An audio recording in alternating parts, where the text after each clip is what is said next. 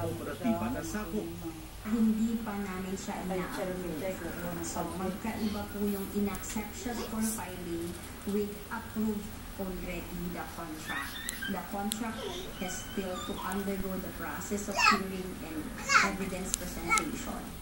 Nilinaw naman ng Malacanang na alam ni Pangulong Duterte na may fixed term ang mga opisyal ng ERC. Ginagamit lang daw ng Presidente ang kanyang moral suasion para voluntaryong magtitiw sa pwesto ang mga opisyal ng isang ahensyang nabahiran ng katiwalian. Tama na!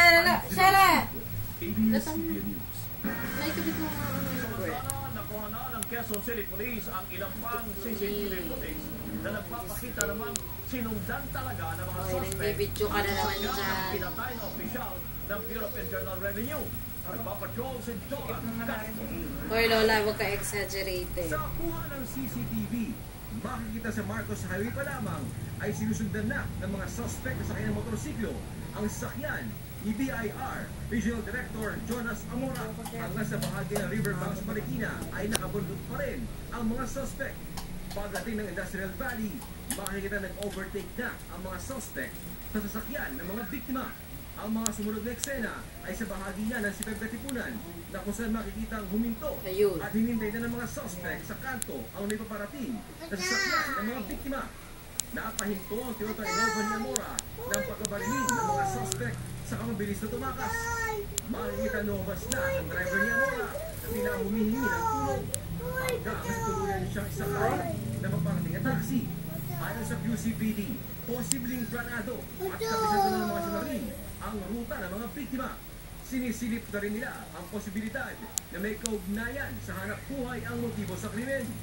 Makikita natin dito talagang sinundan siya. And then yung nasa mismo ang bush site natin, makikita natin talagang yung lugar na yun is very safe. Buti may nagpasa kayo na, na taxi dun sa Makikita natin yung related sa kanyang trabaho. Sinubukan ng News si Daniel ng Panayam ang pamilya ni Amora. Kaya hindi muna sila na magbigay ng talaga yung masakit na part sa nang akin. hinayang naman ang mga kasama ni Amora sa kanyang pagkamatay.